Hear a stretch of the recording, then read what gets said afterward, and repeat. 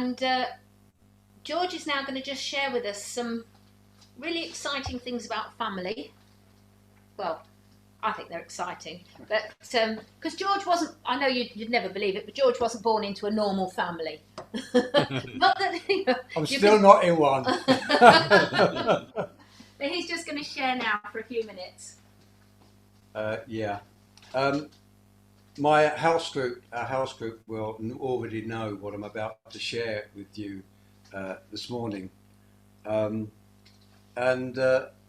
Just as a way of explaining, Jane's already kind of touched on this, but some of you will know this that weren't in the house group, or aren't in our house group, should I say.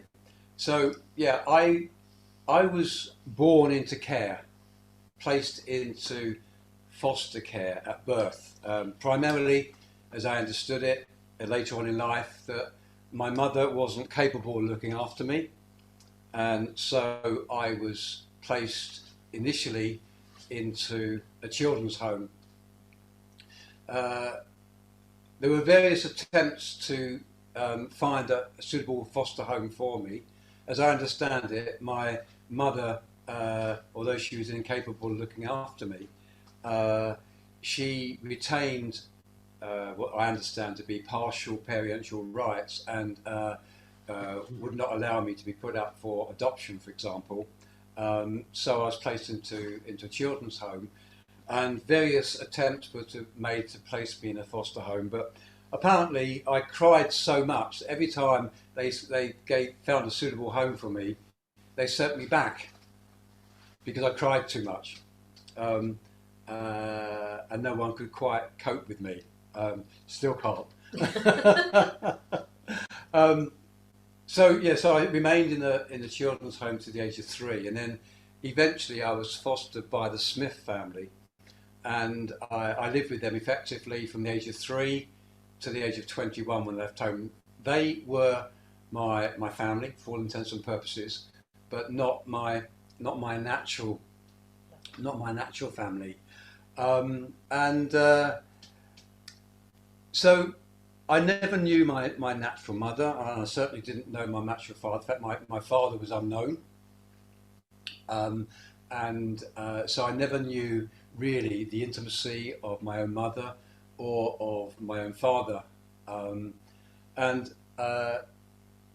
It was a good home that I was taken into and cared for, a Christian home, which I'm eternally thankful to God for bringing me up in, because I came under the sound of the gospel, and it was through that I came to salvation later on in life. But in some respects, it wasn't, for me, it wasn't the happiest of homes, for various reasons which I won't go into. But at the age of 14, I started to think, wouldn't it be better, wouldn't it be nicer, wouldn't it be happier if I lived with my natural family?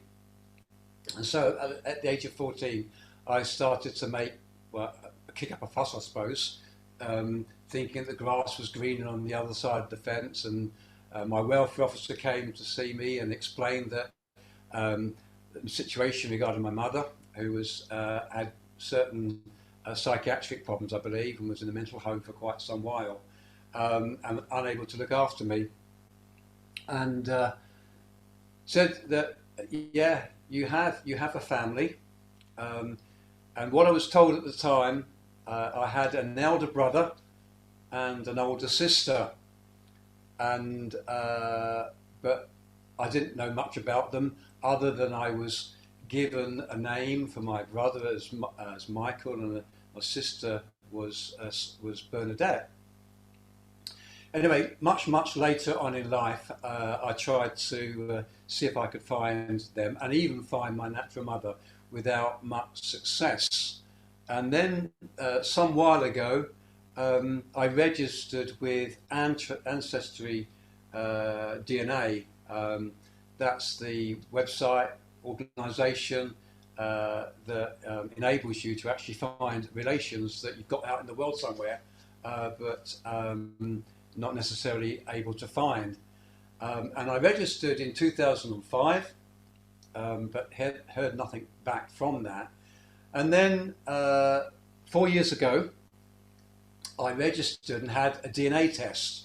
It'd been recommended me to do this, and I had a DNA test 4 years ago or so. And periodically I would get notifications from the site to say, we think we found a match for you. And having checked them out, I didn't think they were a suitable match or a realistic one, and didn't follow them through. Unbeknown to me, there was one particular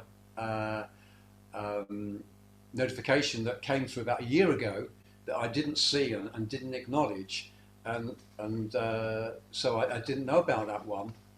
And then a few weeks back, I had another notification saying possible second cousin, and a name was given of a Sandra Bentley. Now, I was given the name of my sister as being Bernadette Bentley, and later on, some while back, I actually heard that her real name or full name was Sandra Bernadette Bentley, and so I followed this through, sent out a message to this person, said try to ascertain with a few questions as to whether or not this person was likely to be my sister. Now, bearing in mind that for the greater part of my life, knowing the fact that I had a brother and a sister out there, it's been my greatest desire for quite some time, not necessarily to meet my mother, not to necessarily meet my brother, but I desperately wanted, if I was to meet anybody of my natural family, I wanted it to be my sister. And I've lived with that hope, I've lived with that dream, I've lived with that possibility for virtually a lifetime. And so shot the question through, got a positive answer coming back to suggest that we were related, certainly because her mother's name was the same as my mother's name. The DNA figures that came through matched quite well. You may have realised this by now, with my dark complexion. I'm half Indian and half English. And so when the DNA figures came back, it showed the Indian figures for this person and myself. They're slightly different, but there's reasons for that. And then when you look at the non-Indian figures, they're very, very close. And when this person said, yes, we have the same mother's name, her birth date was the year, or she was older than me. And very quickly we established that in actual fact, she was my sister. And her name is Sandra, but she likes to be Sandy. So Sandy, if you're actually tuning in to YouTube this morning, meet my church family. And if my church family, just in case she's watching, like to wave and say hello to Sandy, that would be Hi, really Sandy. So it's really quite special. So since then, we've had opportunity to meet a couple of times. I went down. Sorry.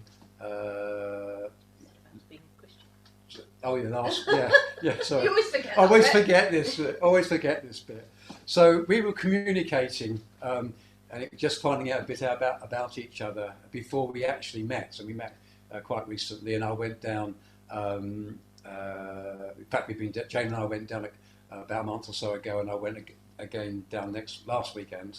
But the beautiful thing about this was that when we were exchanging stories of life, one of the things I wanted to do, not knowing where she was in life, what her experience of life was, not knowing whether she had a faith or whatever, the one thing I particularly wanted to do was be able to say that I was a Christian.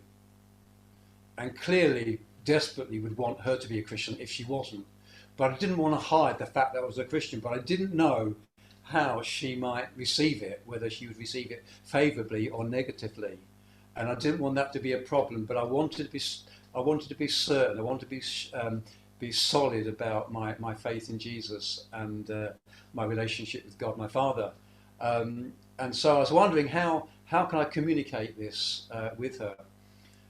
So we exchanged some details about family, and I exchanged mine about my family, with Ben and Talita, Ben and Amy, Talita and David, and the names of the children. And she wrote back saying that she noticed that we had lots of biblical names in our family, and that was a particular interest because guess what? She said, "You know what? Me and my husband, we're Christians." Right. So it was like instantly there was this bond developing between us where we were natural brother and sister, but also a brother and sister in Christ. Wonderful. And instantly the bond has developed at a phenomenal rate. Really, And there's just been that bond that's been developed between us.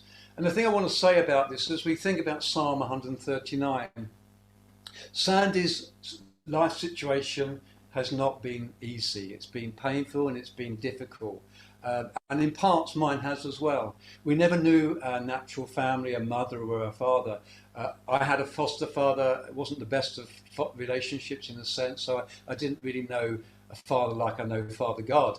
Sandy was brought up by a single lady, so didn't even have a father figure in her life. And that's why Father's Day, in a way, is perhaps very painful for Sandy this morning in many ways. But the fact that she knows God as her father, I guess, makes up for that and will make up for that in eternity.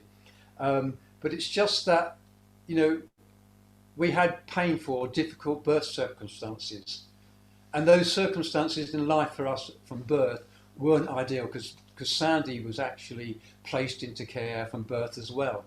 And one of the pains, the biggest pain that Sandy has lived with, maybe not quite so much, is that she didn't live with her natural family. She knew she had a brother out there somewhere, and the pain of not knowing me, but discovering the joy of that, but conversely, the pain of not knowing, or knowing that there was a brother somewhere that she never knew, and she felt that she could have been living with that brother and living with her family, has been quite painful for her. But the joy of us meeting now has been tremendous. But the thing I kind of want to say is that God had a plan for both of our lives. Even though the circumstances of our family life, our beginnings in life, were not ideal by far, God purposed that we should be. He created us, He knew us, He formed us in a mother's womb before we were even born into this world. And He had a plan and He had a purpose. It's a mystery to us in a way, while we didn't know, we didn't discover each other before now. But God has His ways and God has His timing. And His ways and His timing are perfect. We might not think that, and I know Sandy might find that particularly difficult. I know she does. But the thing is that God had a plan for us. He purposed us to be. He purposed each one of us in this meeting this morning to be, no matter what the circumstances. And those of you that may be watching on YouTube, maybe have a similar experience, God purposed each one of us to be, that we might have an intimate, an eternal relationship with Him as God, as our Father. So I just want to thank God that He's brought us to where we are today. And we're just beginning, Sally and I, just beginning to build a relationship together. And hopefully, when we meet again as a church, I'm hoping that she can come up and she can come and meet you all. Brilliant. Thank you, George.